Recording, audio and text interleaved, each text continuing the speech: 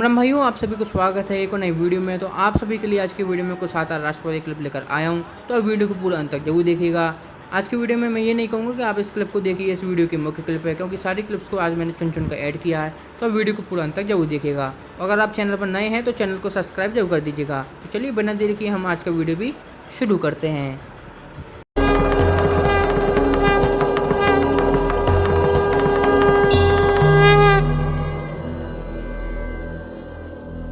अगर एक हिंदू का खून बहेगा तो एक हिंदू के खून के बदले आने वाले समय में हम प्रशासन से एफआईआर दर्ज नहीं करवाएंगे, बल्कि कम से कम 10 ऐसे लोगों की हत्या अवश्य करवाएंगे जो लोग किसी कतई अब बर्दाश्त की सीमाएं समाप्त हो चुकी हैं।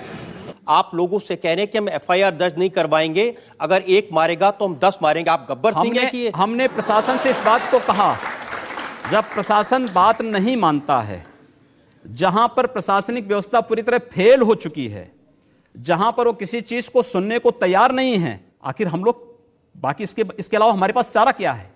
अपने लोगों को संगठित करके इस प्रकार के अन्याय का प्रतिकार करना, मुझे लगता है जब कानून और व्यवस्था फेल हो जाती है, जंगल राज हो जाता है, तो जंगल राज का जवाब जैसे को तैसा देने की तैयारी होनी चाहिए। भाई ये अमेज़न पे मिलते ब्राह्मण का बेकिंग बॉल, भीख मांगने का लोटा, ये ब्राह्मण का लिखे हुआ यहाँ पर exotic India largest size baking ball of a ब्राह्मण। कभी अक्सर ज्यादातर मैं आपको बता दूं, कभी अयोध्या आकर के देख लीजिए, 99% मुस्लिम आपको भीख मांगते दिखेंगे। Too many thoughts on my mind, I can't sleep at night, so I just keep writing. I don't need no help, I don't need opinions, so don't waste my time then. I just been living online, my city don't show me no love and that's fine. Fuck local radio stations, I got more plays than all of these rappers combined. I'm going again, I've been going in. Delhi दंगों में हमने ये देखा कि उधर वक्फ board, Delhi सरकार सब एक ही प्रकार से एक ही लोगों के लिए काम कर रहे हैं। तन मन धन से केजरीवाल भी और दिल्ली सरकार भी पूरी तरह से वक्फ बोर्ड के साथ है। आने वाला समय ये होगा जब वक्फ बोर्ड के पास इतना पैसा होगा जिसकी कोई इंतहा नहीं होगी। जो भी वक्फ बोर्ड को जब भी किसी चीज की जरूरत होगी, दिल्ली सरकार वक्फ बोर्ड के साथ है।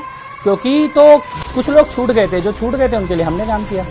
बाकी सबको मिला है मुआवजा, आप ये कहना चाह रहे हैं? और बाकी जो मुसलमान मारे गए उनके लिए आपको करने की कोई जरूरत नहीं थी? सरकार ने नहीं किया है क्या? आप ये अगर आपको लगता है कि सरकार ने नहीं किया है तो मैं भी जाके करने की कोशिश करूंगा, पर मुझे लगा कि कपिल मिश्रा की कोई जिम्मेदारी नहीं बनती? एक देश का नागरिक होने के नाते आपने अल्टीमेटम दिया, आपने उन बाकी लोगों के लिए क्राउड फंडिंग की, इसलिए तो आप पे इल्जाम लगता है कि आप एक के लिए करते हैं। हाँ, एक के लिए करता हूँ।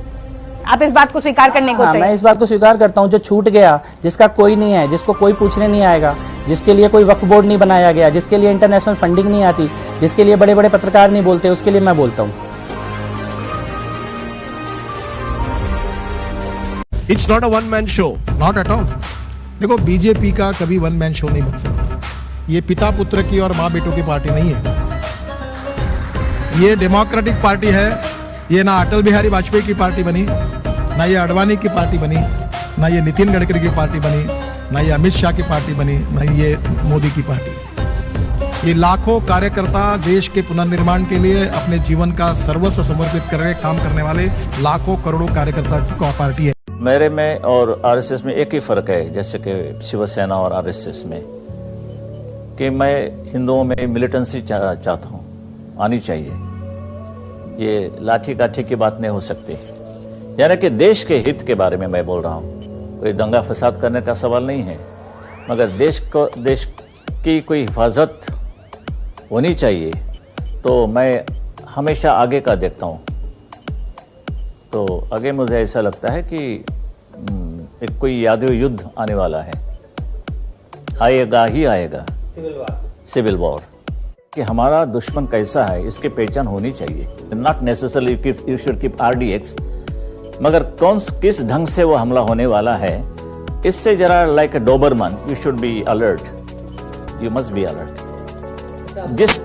कुत्ता जितना समझता है उतना भी हम समझे तो भी देश बच जाएगा।